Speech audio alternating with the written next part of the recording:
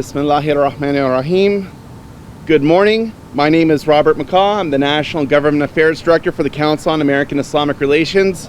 Our civil rights and advocacy organization is happy to make our office available to the concerned parents, faculty, students, and alumni of the George Washington University and surrounding universities who are deeply concerned about the way GW's current leadership have ignored, defamed, and now endangered students peacefully protesting the ongoing genocide in Gaza. This is their event, so I'm going to turn the microphone over to Hala Amr, the mother of a current student at GW, and speaking on behalf of the concerned parents who have sent a letter demanding better from GW administrators. Following the speakers, we will have an open Q&A. With that, Ms. Hala. Thank you, Robert. Thank you all for being here today. My name is Hala Amr. I'm a mother of a current student at GW. On behalf of a large, growing number of concerned GW parents, we stand in full solidarity with our children and the students who have risked their education, careers, and safety in order to peacefully exercise their First Amendment rights, oppose the Israeli government's ongoing genocidal war crimes in Gaza, and call on their university to divest from human rights abuses against the Palestinian people. Additionally, on behalf of all GW parents who have signed our letter to the Board of Trustees that was sent this morning, we fully endorse all the demands of the students who were demonstrating at the U-Yard encampment. When our children considered which university to attend, we encouraged them to choose GW as their second home to get the best education possible and to be treated with the highest degree of respect. The GW administration strongly highlighted its support for diversity, free speech, and activism, but the administration's disgraceful response to this peaceful anti-genocide protest shows that those words were mere lip service. Actions speak louder than words, and the university has revealed its true values. President Granberg has refused for weeks to meet with her own students who extended their hand to her in good faith for negotiations and positive discourse. The adult in the room was our children, and Granberg let our children down. The university this morning showed that they would rather unleash brutal police force upon our children than treat them with respect and negotiate with them in good faith. The university clearly does not value the students at all and has endangered the safety of our children by unleashing officers dressed in full riot gear to assault and spray our children in their eyes with pepper spray. The university had demonstrated their loyalty to corporations and the Israeli government over our American children and over education. For this reason, the parents have lost all trust in the university and its leadership. We truly are shocked that it's too difficult for the university to be financially transparent and disclose their investment to the point where they would rather suspend and smear the students and use violence to disperse peaceful student protesters in order to protect this information. We believe the only reason for this strange behavior would be to hide something they do not want the American public to see. The parents are furious that the millions of dollars we pay in tuition and housing every year are complicit in war crimes against our will. On top of that, the university does not think that's enough and they believe our children should be thrown in prison for objecting to this horror. We know that our children and the diverse gathering of peaceful students at this protest have posed no threat to anyone, and their actions have caused no violence. Contrary to the false claims of President Granberg, the only instances of physical conflict reported at the scene have occurred due to the police, outside agitators, and ironically, Provost Christopher Allen Bracey himself, who has been caught on video apparently assaulting a peaceful protester. The students today have peacefully assembled, just as the George Washington protesters against the apartheid in South Africa and the Vietnam and Iraq wars did.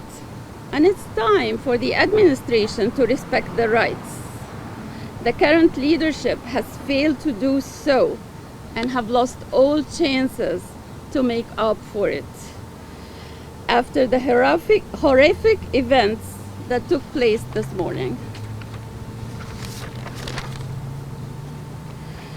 We find it hard to understand why this administration has not learned from the numerous lessons of its own history, as well as our nation's history.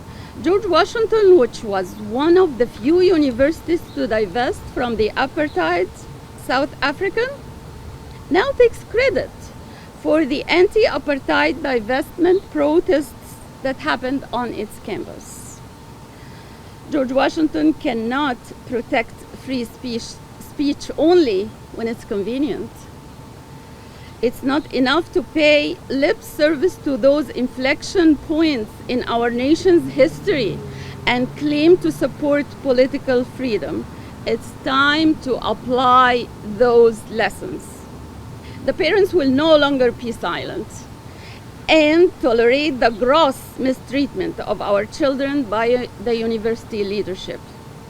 University leadership has lost all chances to make up for their previous mistakes. Therefore, the parents demand that the university secure the resignations of President Granberg and Provost Christopher Allen Bracey. This needs to be done immediately. And the parents will no longer sit on the sidelines as we watch our children be subjected to this horrific brutality, all ordered by the university leadership.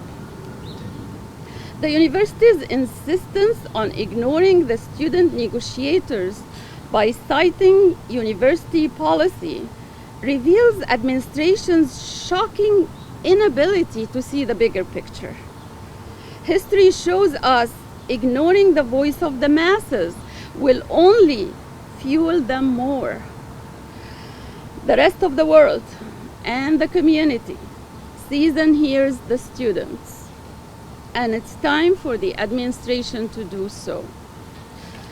Thank you very much, and I would love to introduce Professor Zoltan Kluk from the American University.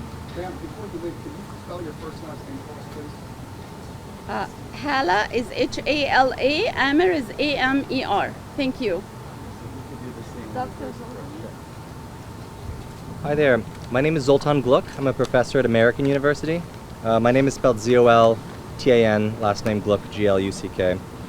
I'm here today representing the faculty and staff for Justice in Palestine at American University, as well as a broader DC, Maryland, and Virginia-wide consortium of faculty members standing up for academic freedom and justice in Palestine. We, the faculty and staff for Justice in Palestine at American University, condemn Israel's invasion of Rafah and call for an immediate ceasefire. In doing so, we also boost student demands to keep our eyes on Gaza and on Rafah at this moment. I don't think it's a coincidence that these types of actions are happening at this moment when people in Gaza are looking to students across this country and saying, "You are our hope." at this moment when university administrations and political class are seeking to crush that hope. So we'll start with Rafah. For the past 6 months, we've witnessed the Israeli state decimate entire cities, hospitals, historic mosques, churches, and universities, and push hundreds of thousands, in fact, well over 1 million people to seek refuge in Rafah. Israel's attack on Rafah eliminates any safe passage for Palestinians and places at least 1.4 million people at imminent risk of death by bombs, gunfire, and starvation. The Biden administration has warned against the incursion into Rafah, calling such an action a red line. And this should be a moment when the U.S. government uses its leverage to end this massacre. But unfortunately, there is little hope from our political leaders to do the right thing. Our hope comes from these brave and righteous students, these inspiring students who are standing on the right side of history, these powerful students who the people of Gaza have called their only hope, these students who across the country have courageously stood up to the spineless university administrators, to opportunist politicians, these students who have stood strong and steadfast, non-violently holding their ground, often in the face of violent mobs such as those we saw at UCLA, and violent police departments who are attacking them for demanding a ceasefire, for demanding justice in Palestine, for demanding an end to this entirely preventable genocide. This is what the George Washington University's cowardly president, Ellen Granberg, represents. Ellen Granberg would rather callously see her students brutalized and arrested rather than talk with them about their concerns.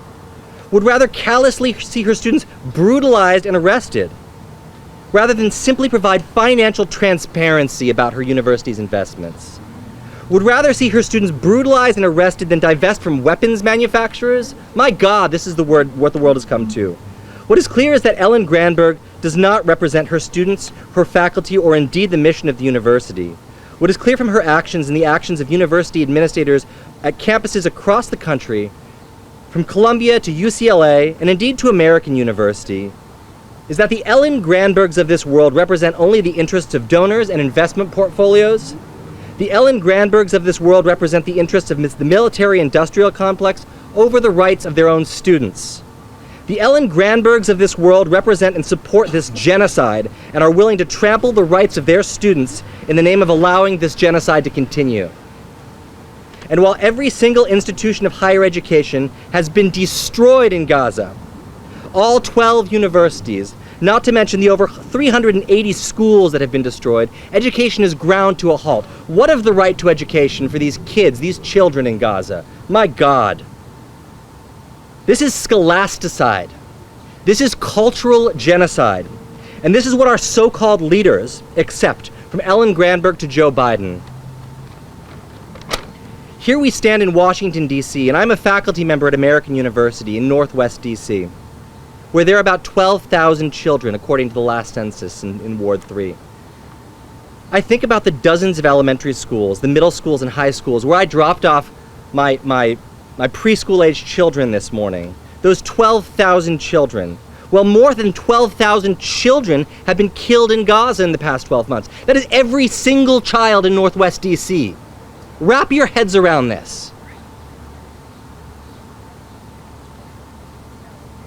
But in truth, we don't know how many kids have been killed, because the institutions that record official deaths, from the hospitals to the civil registry, have been purposefully destroyed by Israel. We, the faculty and staff for justice in Palestine at American University and across the DMV, condemn the invasion of Gaza. We condemn the invasion of Rafah. We condemn all of the governments that are aiding and abetting this ongoing and horrific genocide, particularly the government of the United States, whose weapons, military aid, and political cover are allowing Israel to perpetuate this genocide, this massacre. We support and applaud all those who are protesting this genocide, and we support especially our students. We stand with our students, those who resist the corporate media as it tries to cover up this genocide by accusing these students of being hateful. Together we stand with the people of Gaza and the residents of Rafah who face this brutal occupation and invasion. Our struggles are interconnected. Our freedom of speech, our freedom of assembly, and our basic rights to dignity are all under threat because of our advocacy for Palestinian freedom. We support the basic demands of our students. We support the parents demanding the resignation of Provost Bracey and President Granberg. We support the calls for Free Palestine, for disclosure, divestment, boycott, and sanctions. Thank you very much.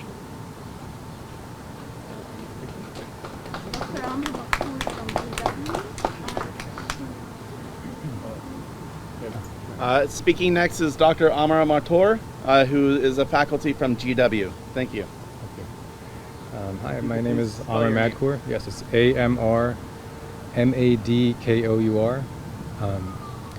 So, I wanted to come here today because I myself, I have family in Gaza. Sure.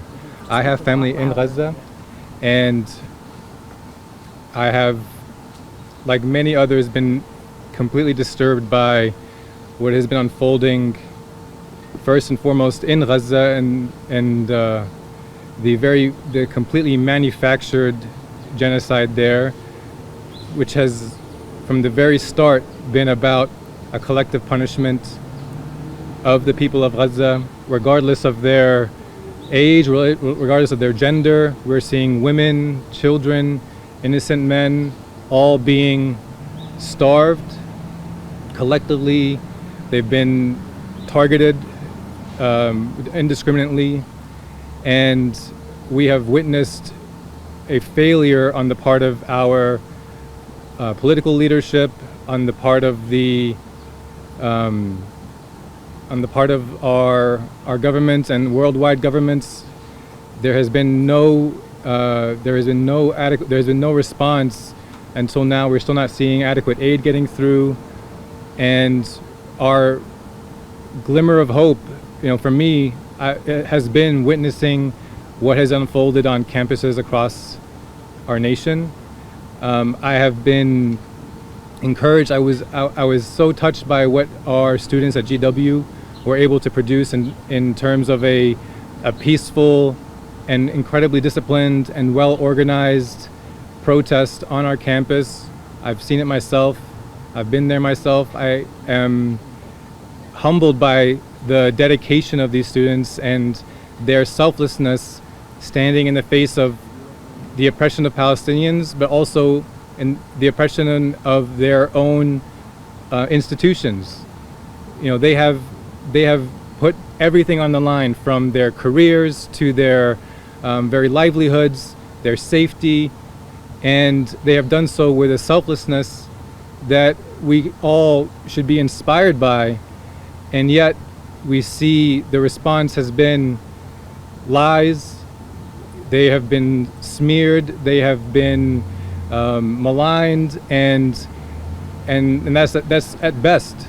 What we've seen at worst is that they've been attacked by by protesters, counter-protesters. They have been attacked by police, called by their own administrators. And as someone who has seen the importance of, or who has of course experienced, who have gone through the higher education system in this country, we are all encouraged to be critical thinkers, to use the opportunities that we have in our higher education to expand horizons, to develop ways of demonstrating our compassion, demonstrating our compassion for those who are oppressed. And yet, when our students are doing so, what they're met with is tyranny. There, no attempts to negotiate, no attempts to hear their demands, and lies that come out about the nature of this protest and the nature of the encampment that they were able to put together. And it was, and I would encourage anyone who was able to look back on what was posted or made public online, because they were dedicated to teaching one another about this conflict. They were dedicated to supporting one another, and to not let their own interests take any precedent before those of the Palestinians in Gaza and Palestinians in all the occupied territories. And so I come here with a broken heart. I'm devastated that our administration chose this route, bringing in the police in the middle of the night and tear gassing students and arresting students when they had examples in other campuses across the country and how they could have had that conversation. They could have sat down and listened to demands and had the conversation with these beautiful students. And I feel for the parents who had to hear or witness this event overnight, and my heart goes out to them. I hope that we can all find a way to support them, support the students, and I thank you all for your time and for being here.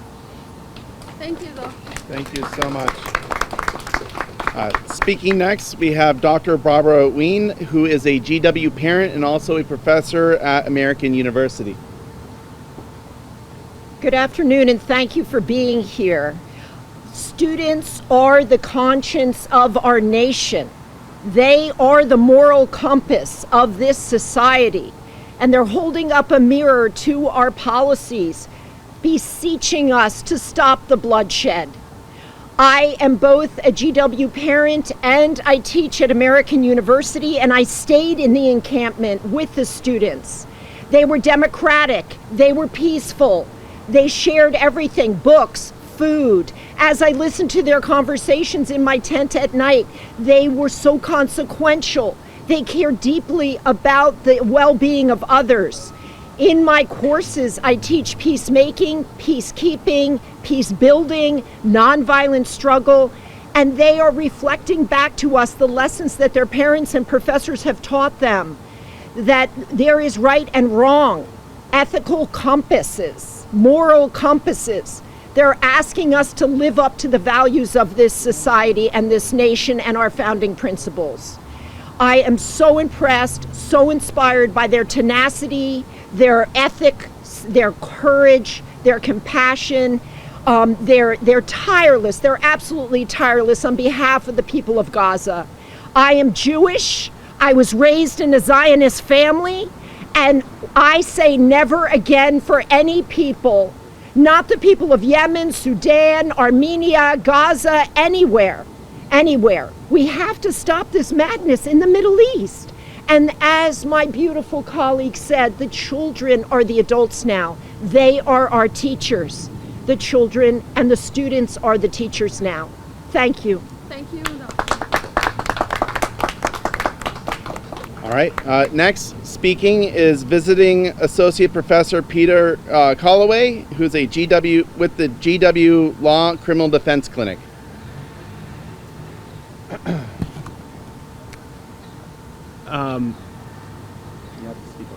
I'm going to speak on something rather narrow because these were really beautiful testaments by the other faculty and staff in solidarity with the students who are standing up for the people of Gaza. We've heard already the numbers, the absolutely horrifying numbers. My colleague spoke about the number of children killed in Gaza, equivalent to the number of children in the entirety of Northwest DC. That's just shocking, something I hadn't heard before. It's indisputable that what's happening now is a genocide. It meets the criteria under international law. It couldn't be more clear. No serious scholar or lawyer disagrees with that. What I want to focus on briefly is the deployment of law enforcement to protect power. That's something that we see routinely. That's what law enforcement is for. In my career as a public defender, I had clients who were unhoused, suffered from mental health issues, who were routinely oppressed, arrested, cycled in and out, while we have wealthy drug users in high-rise apartments, people committing wage theft, suffering no consequence at all.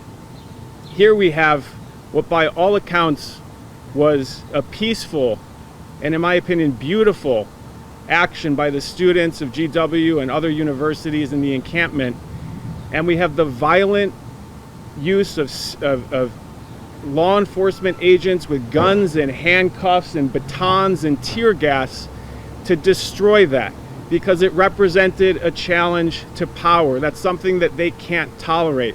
These people, the people who would accuse these students of doing this for clout, of enduring and risking police and counter-protester violence, school discipline, professional consequences, people who would make that claim are cowards, and I bet that to a T, they are people who have never meaningfully risked anything for anyone. We don't need to look beyond George Washington's campus to see the way that law enforcement is used to protect the powerful.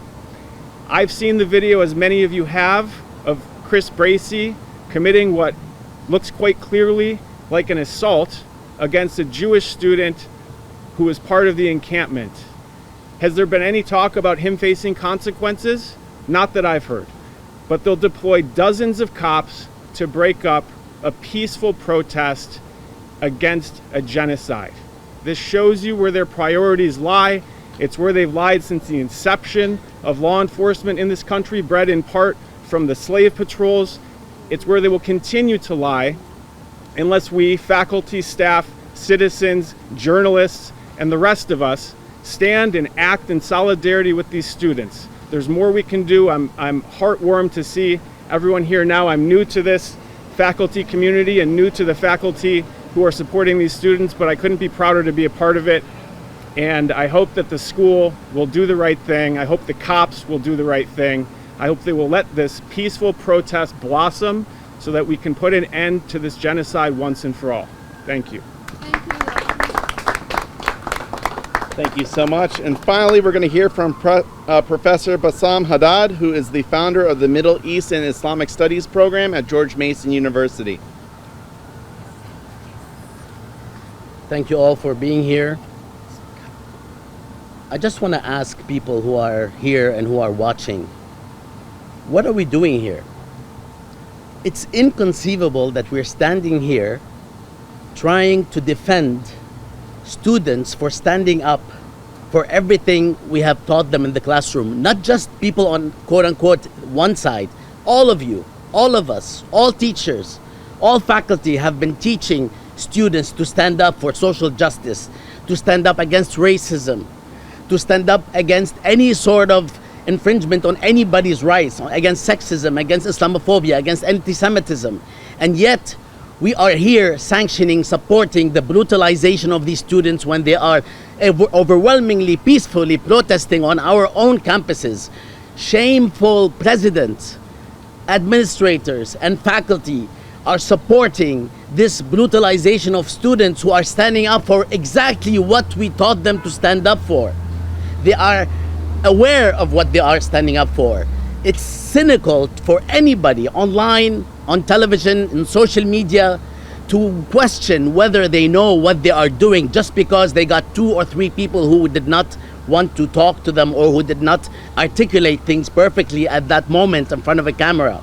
They know they are protesting an ongoing genocide by the state of Israel against Palestinians that has led to the killing of more than 35,000 people and the maiming and killing together of more than 120,000 Palestinians in Gaza. They're protesting 75 years of dispossession, ethnic cleansing, apartheid rule, and military occupation. They know why they are protesting. They're paying for it by their bodies. They're paying for it by their careers. They're paying for it by their character, against the defamation they are facing every single day by people who are doxing them and shaming them for standing up for what we all believe in. You, all of you who do not support what's going on, are gonna pay for this simply by protesting in the future for some other cause. And these students are paving the way for you, just like the way has been paved for them with the civil rights movements, with the feminist movements in the past. They are paving the way for you to protest in the future for your own causes that we probably all support. And now you are repressing them because you do not support their political cause. You should rethink, you should reread, and you should look at the footage without any mediation. It's shameful that we are repressing these students. It's shameful that we are not upholding the right we all believe in, and that the right that we repress at our own future peril. These students, we used to say, are our future. They are not. This is the last generation, or the one before, of students that we spoke like this about. These students are not our future. These students are our present. They are leading us in the present, not in the future. And you are crushing them instead of upholding their spirit. This is inconceivable that we are all doing this. And history will not forget, we will not forget, where every single one of you has stood. Last night at dawn, people at the GW encampment that included DC, Maryland, and Virginia University students were violently and brutally dispersed. The encampment was swept violently. At the same time that for many, many days, they were protesting peacefully. It was a Zen moment every single moment you visited the encampment, and yet they were treated like criminals by the police, by our president, by our administrators, and supported by many of our faculty. This is shameful, and it will come back to haunt all of you who did not stand up for the rights that we all taught our students to stand up for. And time will tell where everyone stood today. Thank you very much. I want to thank all the speakers that came here today. We're going to take several questions from the media. We can start over here if there are any. Yes, state your name.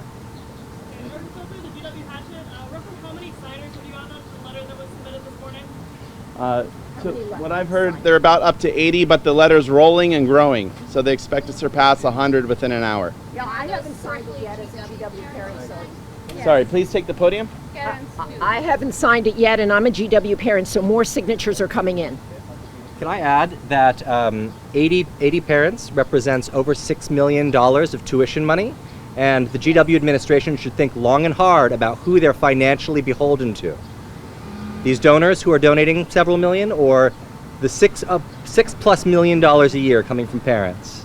Thank you. All right. Question. Thank you. Yes. To the professors who are here today, are you worried about any reprisals from your own university about your involvement? If you can talk about that. Anyone can speak to that question? Worried about reprisals?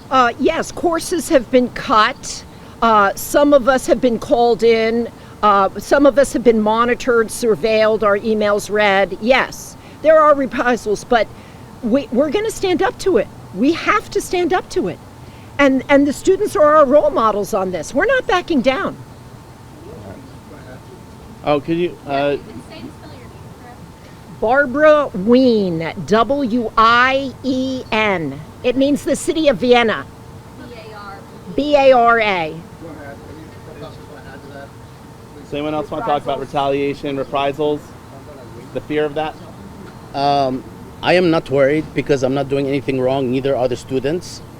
I would be honored, actually, to be reprimanded for standing up for our students who are being beaten by police for sitting down and chanting remarkable, beautiful, anti-war hymns.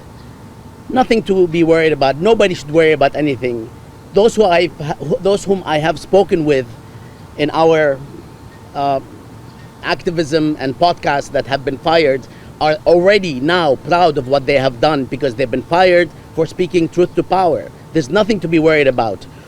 The people and the groups and the individuals who need to be worried are those that you're addressing might actually reprimand us.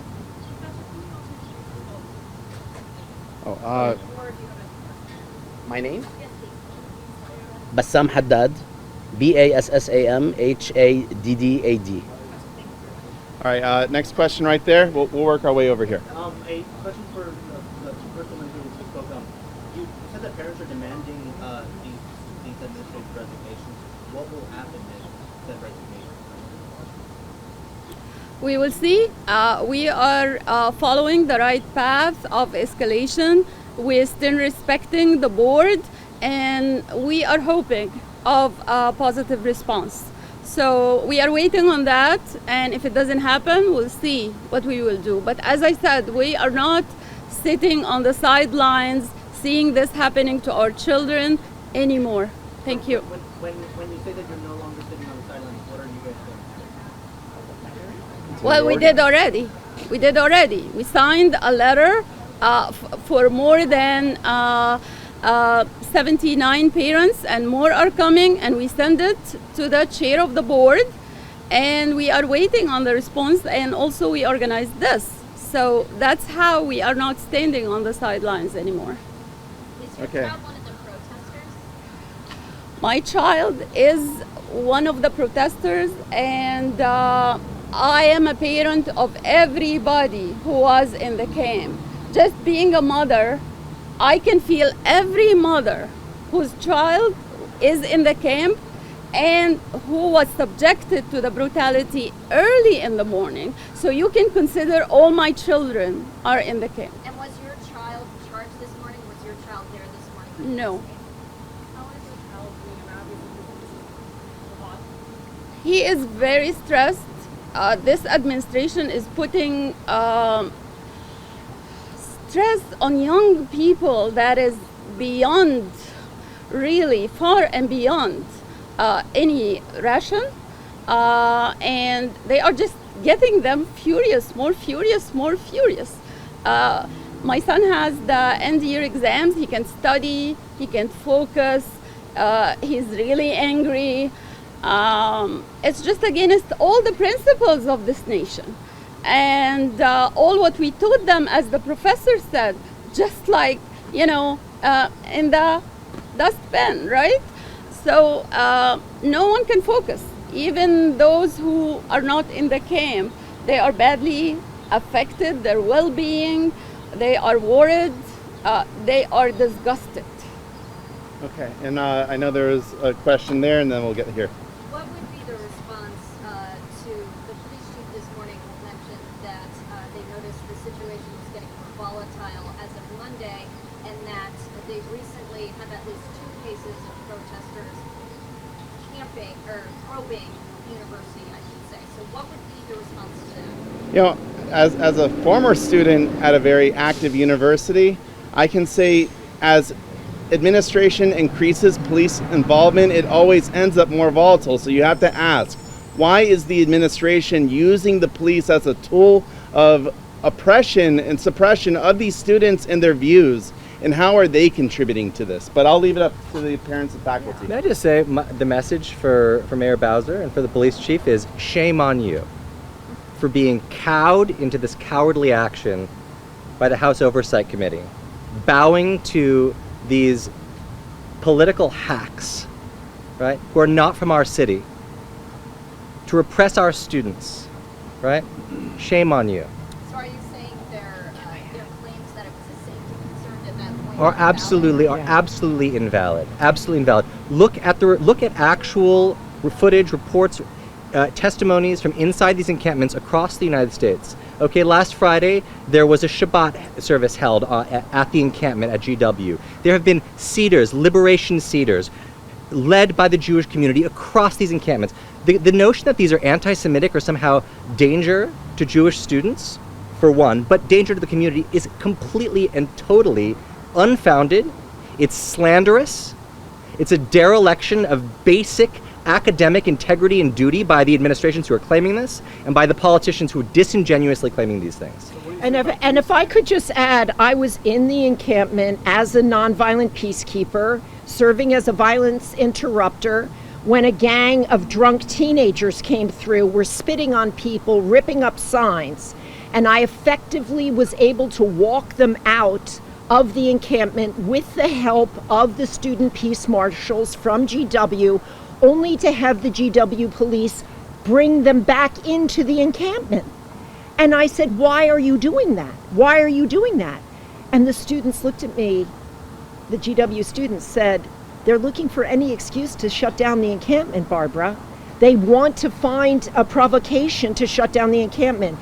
And I can bear witness and testify, eyewitness testimony directly, that there were multiple times when agent provocateurs and outside agitators and far-right people, some of whom had been IDF snipers in the West Bank, who had killed the loved ones of the GW students in the encampment were walking through, waltzing through with impunity, arrogant, so full of hubris. And the students surrounded them and said, shame, shame, you killed our loved ones in West Bank. What were IDF soldiers doing in the encampment? So we surrounded them, we were peaceful, we never laid hands on them. We escorted them out only for the GW police and one of the captain of the Metropolitan Police Departments to bring them back through. So I confronted the police. I said, why are you doing this? Why are you doing this? We're trying to maintain nonviolent discipline in this camp. So I have to throw the question back on you. Why does the administration and the authorities and armed thugs and police act in this manner? That they were deliberately trying to discredit, destroy, and disrupt a peaceful encampment. And let me tell you, there were no drugs in the encampment, no alcohol, no sexual relations allowed. And when my husband and I saw them all on their laptops, we were like, oh, they're probably on social media. No, they were studying. They were all studying for their exams. That's what we saw as we walked through in the encampment last Friday and Thursday night as we slept there. Yes. What about the police claims that they said they found weapons? There were no weapons in the... Okay, you have to put on your critical thinking hat and realize there are disinformation campaigns in this country. And MAGA Republicans in particular would love to spread that kind of thing. I don't know why the police are saying that. I don't know why GW was saying that. I was in the student tents. I was all over the encampment since the 26th of April. I never saw one weapon. Don't repeat that lie. I'm sorry to get so upset with you, but they were sharing food, they were sharing books, they were studying. They were praying together. We were called to prayers every morning, every evening, beautiful Islamic prayers. There were interfaith prayer vigils. A delegation of black ministers came from Maryland, Virginia, and the district and prayed with the students. A large delegation of black ministers from AME churches. Please don't buy the misinformation, disinformation campaigns that are deliberately targeting our students. To address that claim, we're going to have I just two more have a speakers. quick comment on that. Who started that is the president. So as a parent, I receive semi-daily statements from the university called GW Family Connections. On Sunday, I received a terrible message that there's violence, those protests are outlaws, and they do illegal activities. I can send you a copy of this shameful, and she's also giving false information to the parents who are not involved or indulged in this, telling them that all trials from the organizations to talk to the students have failed. This is a big, shameful lie, because she declined every time to speak with the students. And that's why we are asking for her resignation, because we don't want such a personality, such a character, such a demeanor to be the president of the educational system of our children. All right, we're gonna have one more response to that question, and then we can break for a one-on-one interview. Actually, not. Very quick question for her before she carries on. Ma'am, are you guys planning to pull your kids out of GW? Of course, that's something on the table. Why we send our students to GW? Because it's one of the most esteemed educational institutions in the nation. Just few, very close to the nation, to the capital, and we were assuming that they will find the highest educators, the highest education, and the best treatment, and they will not have hypocrites administrations that endangers them. Do you think we would ever send our children to a place where we have even a single doubt that they will be endangered? Of course not. When my son was hesitant about the high tuition and the loans he will incur, I encouraged him. And I personally regret that. Okay. I told him, go ahead, you get what you pay for, I will fill in for the financial gaps. And I encouraged him. Now he said, see, I would go to George Mason. They have the best engineering class curriculum there, one of the top of the nation, less expensive, and they talk to their students. Okay, we're going to have one more response to that last question over there that we had, and then we're going to break off for one-on-one interviews.